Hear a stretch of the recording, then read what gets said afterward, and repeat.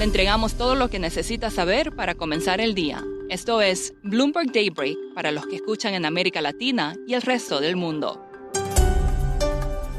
Buenos días y bienvenidos a Bloomberg Daybreak América Latina. Es miércoles 13 de agosto de 2025. Soy Eduardo Thompson y hoy tenemos al mercado apostando a recortes de tasas de la Fed. Donald Trump hablaría hoy sobre Ucrania con líderes de Europa y Jimena Zúñiga de Bloomberg Economics explica por qué la violencia política no bajaría en el corto plazo en América Latina.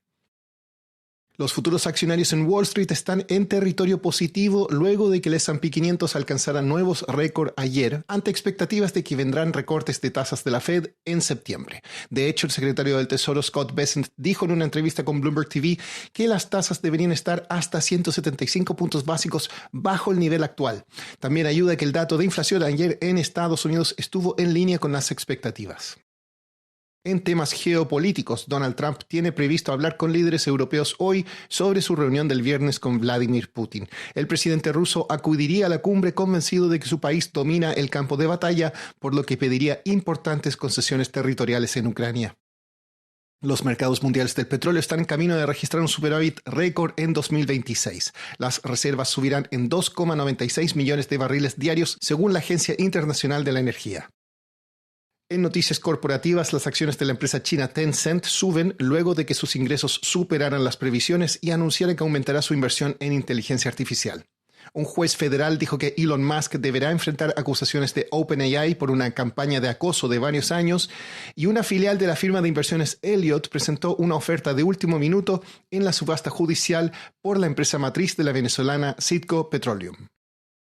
El Departamento de Estado de Estados Unidos elevó sus críticas por la situación de derechos humanos en Sudáfrica y en Brasil y las moderó contra El Salvador e Israel. Sobre Brasil dijo que socavó el debate democrático y para El Salvador dijo que no encontró informes creíbles de abusos significativos. En México, el gobierno extraditó a 26 reclusos con vínculos con el crimen organizado para que enfrenten cargos en Estados Unidos. Esto forma parte del plan del gobierno de colaborar con Washington en la lucha contra los cárteles de la droga. En Brasil, el presidente Lula da Silva dijo en una entrevista con un medio local que creará una línea de crédito de 30.000 millones de reales o casi 6.000 millones de dólares para empresas brasileñas afectadas por los aranceles de Estados Unidos. También se mostró abierto a negociar, pero advirtió que considera adoptar aranceles recíprocos.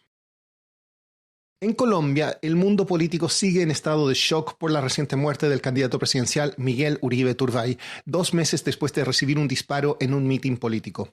Tampoco se nos debe olvidar que en Ecuador el candidato Fernando Villavicencio fue asesinado en agosto de 2023.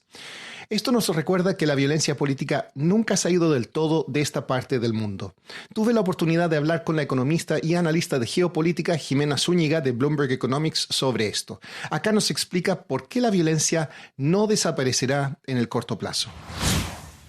Bueno, un poco porque es difícil pensar que las cosas que están alentando, fogoneando esa violencia política se vayan a ir. Son cosas que tienen que ver con procesos largos y que tienen que ver con 3 Ds: división, descontento o desilusión y drogas, que es muy típica de la región. Algunas son más globales, pero lo de drogas es muy común en la región. Y eso en un contexto en el que Latinoamérica ya viene de una cultura fuerte de violencia, que se ve en tasas de homicidio muy altas. División tiene que ver con la polarización. Esto no pasa solo en Latinoamérica, pero el mundo se ha vuelto mucho más polarizado, en el sentido de que las campañas políticas son mucho más hostiles. Muchas veces en la polarización se habla mal del adversario, se puede justificar violencia contra él. Y eso está pasando en todo el mundo, medido por encuestas.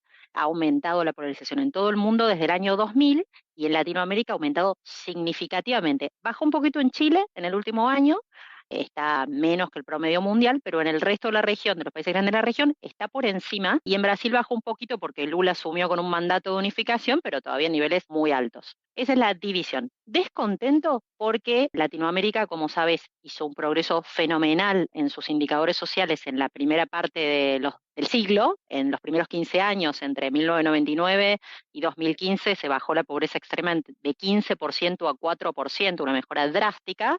Desde ahí, parálisis. Entonces las sociedades ya no sienten que sus gobiernos o sus clases políticas en general, porque ya han tenido alternancia, les estén dando soluciones. bueno, no están muy enamorados de sus políticos y eso favorece violencia contra sus políticos. Y en tercer lugar, esto más latinoamericano, que es la alta penetración del crimen organizado relacionado al narcotráfico, especialmente países como México, Brasil y Colombia, de los países grandes. Todo esto en este caldo de cultivo que te digo, tasas de homicidio mayores a 20 en estos 3 países, a 20 por 100.000, que es como se miden, que hace que en general si uno soluciona los conflictos con violencia y tiene mala predisposición hacia sus políticos, listo, violencia política. Jimena, en una nota reciente tuya mencionas algo muy interesante, un índice de inestabilidad de regímenes. Explícanos un poco más sobre eso.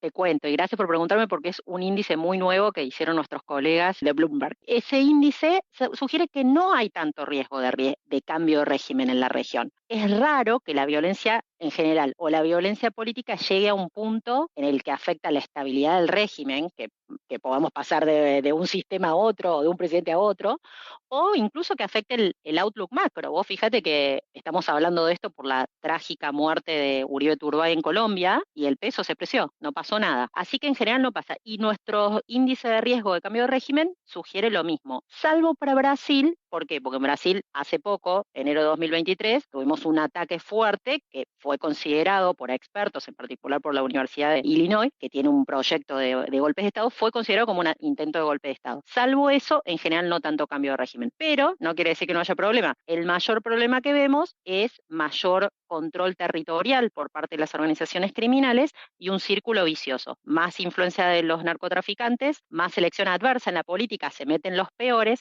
más corrupción en la política, más control territorial. Para cerrar, ¿estamos ya dependiendo demasiado de la inteligencia artificial?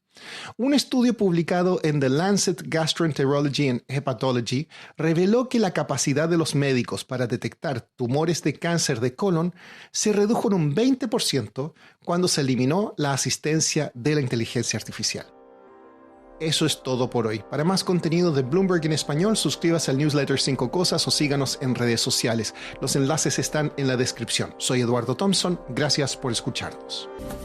Para conocer todas las noticias que necesita para comenzar el día, revise Daybreak en la app Bloomberg Professional, donde puede personalizar las noticias que desee recibir. También puede suscribirse a la versión solo audio en Spotify, Apple Podcasts o la plataforma de su preferencia. Eso es todo por hoy. Escuche de lunes a viernes Bloomberg Daybreak.